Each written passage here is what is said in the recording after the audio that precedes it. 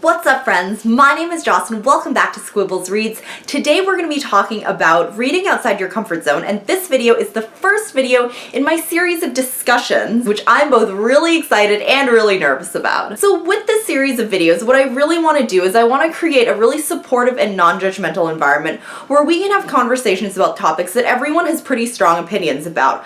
I think this is really important to me, to be open-minded and non-judgmental both in real life and here on BookTube.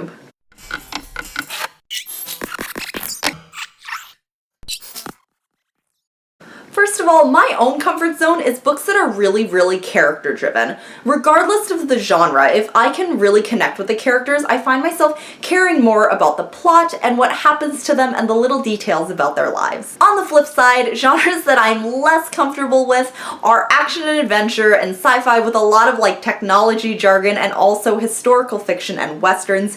It's not that I necessarily dislike these genres, but they take me a lot more effort to read. So I think reading outside of our comfort zone is actually a skill, and I think this skill stems from how willing we are and how able we are to sit with emotions that are not socially perceived as good or as happy. For example, feeling fear or anger or sorrow or helplessness, these all take a lot of bravery. They're pretty scary places to be sometimes. Over time, we learn to suppress these emotions that are not socially desirable, and how that manifests in reading is that we may approach books that make us feel really uncomfortable with more trepidation. This may make us more hesitant to truly empathize with someone else's worldview. Empathy is truly being able to put yourself in someone else's shoes and really being able to experience their emotions for yourself. So reading outside of our comfort zone allows us to become more apt and able to empathize with another's point of view, especially if these people are different from us in terms of demographics, so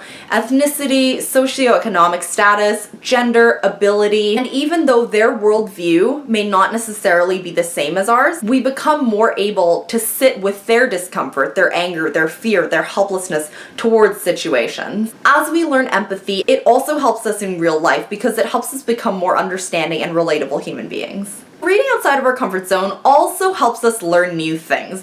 As much as I don't really like reading books with a ton of technological jargon, I do have to admit that my knowledge base definitely increases after I read those things. Also, if you read outside your comfort zone, you might be able to break out of a reading slump. So if you find yourself reading the same characters, the same plot, very similar things, if you dare to go somewhere that you really haven't before, it's really likely that you'll find something different, which may help you become more inspired. So I'm neither for or against reading outside your comfort zone. I think that there are some days where we like to challenge ourselves, and that goes for reading and real life. And there are also days where we just like to sit and feel safe and feel comfy and feel great. And both of these things are totally okay. So that is it for this video. If you guys have any opinions about this topic, I'd love to know where your comfort zones are and aren't, and how often you do read outside of your comfort zone. If you guys have any suggestions for future discussion videos, please let me know. As always, thank you so much for watching, and I will see you guys in the next one. Bye!